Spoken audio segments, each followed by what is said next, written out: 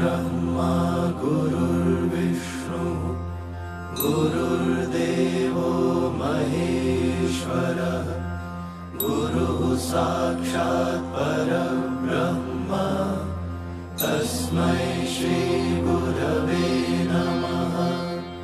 तस्मै श्री गुरवे नमः। तस्मै श्री गुरवे नमः।